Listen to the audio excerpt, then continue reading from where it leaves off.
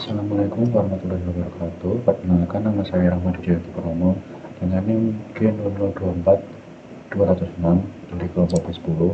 Pada kesempatan kali ini saya akan menjelaskan tentang beberapa dari anatomi 2.3 sistem neuroendokrin dan indera khusus. Untuk yang pertama, saya akan menjelaskan tentang Circulus Willis. Jadi Circulus Willis itu adalah suatu anastomosis arteri yang terletak di dasar otak. Nah, fungsinya itu untuk sebagai sistem kolateral penting untuk mencegah perfusi otak bila terjadi gangguan aliran darah pada salah satu arteri besar. Nah, untuk struktur-strukturnya itu ada arteri cerebri anterior, itu yang pertama. Itu ada terdapat sepasang dekstra dan sinistra, yaitu dari arteri karotis interna. Kemudian yang kedua itu ada arteri komunitas yang anterior, yaitu menghubungkan kedua arteri cerebri anterior, dan ini merupakan komponen penghubung utama di bagian anterior dari Circulus Willis. Kemudian yang ketiga itu ada arteri karotis internal. Arteri karotis internal ini masuk dari dekstra dan sinistra menuju otak, yaitu memberikan cabang menjadi arteri cerebri anterior dan yang media. Kemudian yang selanjutnya ada arteri cerebri media. Dia itu merupakan cabang dari arteri karotis internal. Kemudian selanjutnya arteri yang komunikans posterior, itu menghubungkan arteri karotis internal dengan arteri cerebri posterior. Kemudian yang keenam itu ada arteri cerebri posterior, itu berasal dari bifurkasi arteri basilaris. Kemudian yang terakhir itu ada arteri basilaris. Arteri ini terbentuk dari penyatuan dua arteri vertebralis, yang dekstra dan sinistra. Kemudian dia memberi suplai ke batang otak dan lobus occipital. Nah, Circulus Willis ini itu fungsinya menjadi jalur anastomosis, hubungan pembuluh darah alternatif antara sistem karotis anterior dan vertebrobasilar posterior. Ini memungkinkan kompensasi aliran darah jika salah satu arteri utama itu tersumbat atau mengalami penurunan aliran. Kemudian untuk contoh dari mekanisme kompensasinya, contohnya itu jika terjadi sumbatan pada arteri karotis interna yang sinistra, aliran darah itu masih dapat mencapai hemisferium yang sinistra, yaitu melalui arteri komunikans anterior. Arteri komunikans anterior itu nanti dari arteri cerebri anterior yang dekstra. Kemudian arteri komunikans posterior itu dari sistem vertebrobasilar. Nah, dengan itu tadi sirkulasi kolateral dari Circulus Willis mencegah iskemia otak total pada wilayah yang terdampak. Kemudian yang selanjutnya tentang tractus corticospinal sama tractus spinothalamikus. Nah, di sini ada beberapa perbedaannya. Yang pertama itu dari fungsi utamanya. Yang tractus corticospinal itu mengantarkan impuls motorik volunter dari korteks ke otot rangka. Sedangkan yang spinothalamikus itu menghantarkan sensasi nyerinya, seperti sensasi seperti nyeri, suhu, dan sentuhan kasar dari tubuh nanti ke otak. Kemudian titik awal dan titik akhirnya.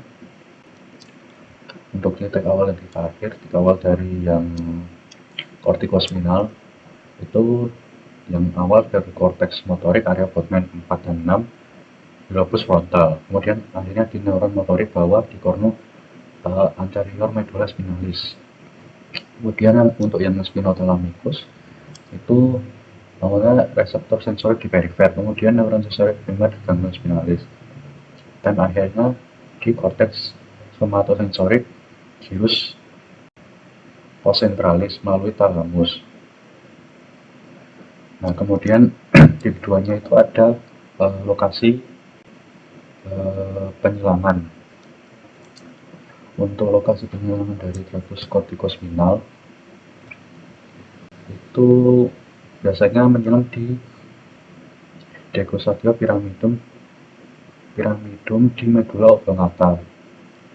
Dia itu membentuk traktus kortikospinal lateral. Sebagian kecil itu tidak menyilang dan membentuk traktus kortikospinal anterior menyilang di tingkat medula spinalis. Kemudian untuk yang spinothalamikus itu dia nanti menyilang di segmen medula spinalisnya. Kemudian yang selanjutnya itu letaknya.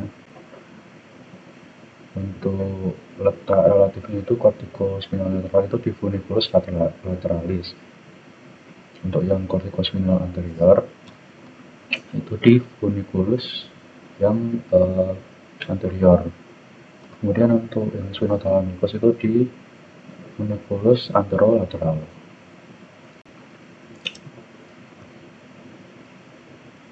Kemudian lanjut ke truncus cerebri. Untuk truncus cerebri ini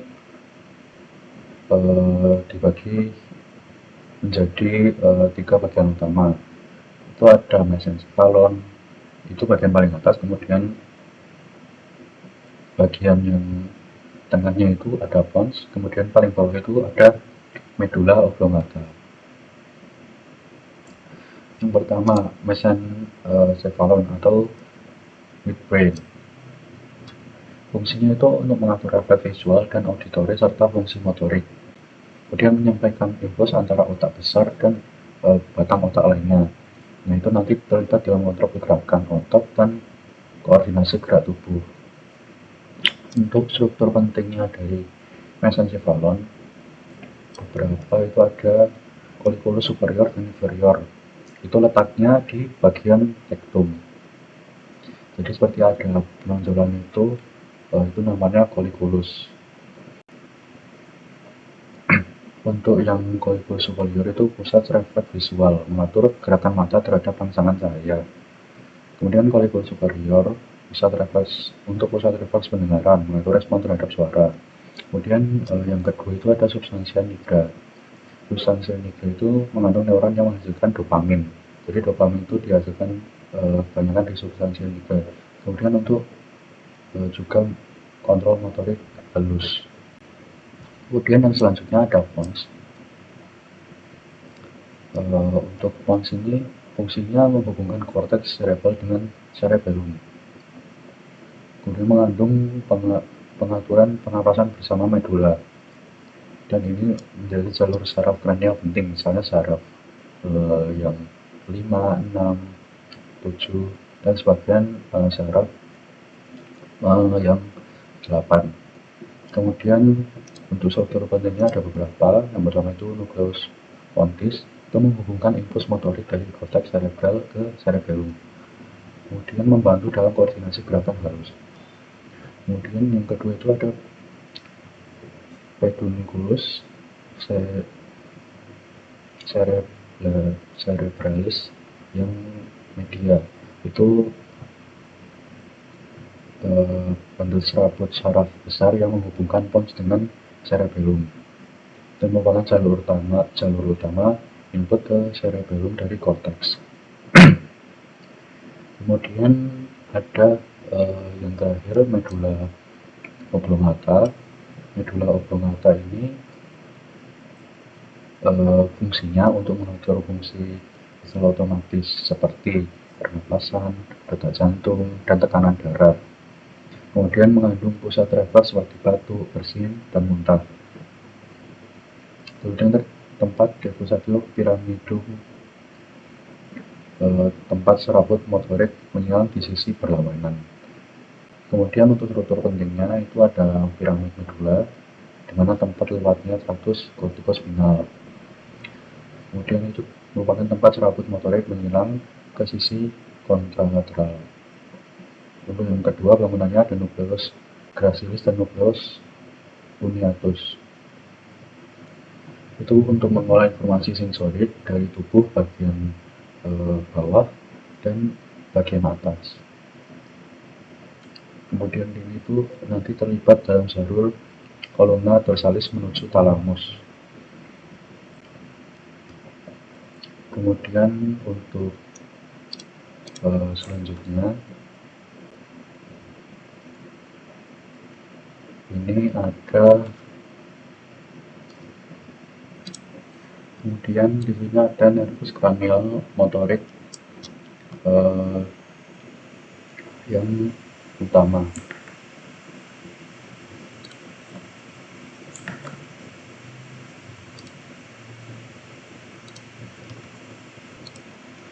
Kemudian di sini ada nervus cranial motorik yang murni. Di sini ada 3, nervus 3, nervus 4, dan nervus 6. Nah, untuk penjelasannya, yang pertama itu ada oculomotor. Untuk asalnya itu nukleus nervi oculomotor, jenisnya itu motorik somatik, dan lokasinya di mesencephalon di tingkat colliculus superior, tepat di tepi ventral aqueductus sylvi. Nah, fungsinya itu untuk menginervasi otot ekstraokular, kecuali untuk yang oblique superior sama rectus yang lateral. Kemudian yang kedua itu ada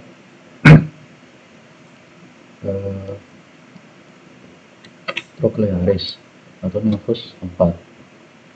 Untuk asalnya itu nukleus nervi trochlearis, jenisnya motorik somatik, kemudian lokasinya itu di mesencephalon di tempat colliculus inferior di bawah nukleus nervus 3.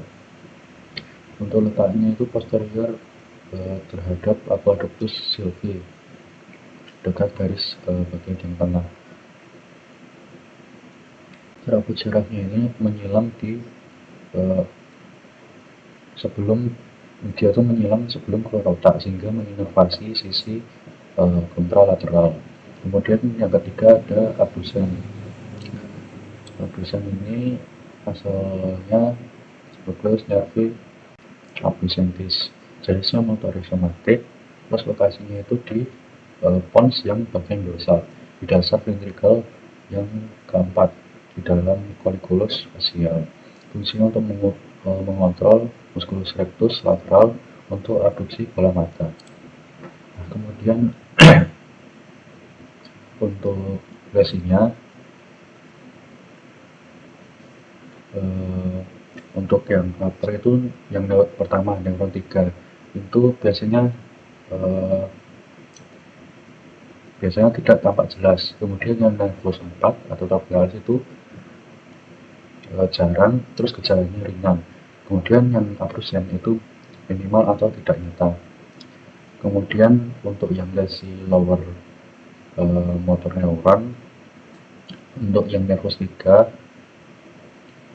itu seperti kayak midriasis, matanya itu ke bawah dan ke lateral. Kemudian yang nervus 4 itu diplopia, saat lihat ke bawah kepala itu dimiringkan. Kemudian yang abdusen itu diplopia, tidak bisa melihat ke lateral, mata terdorong medial.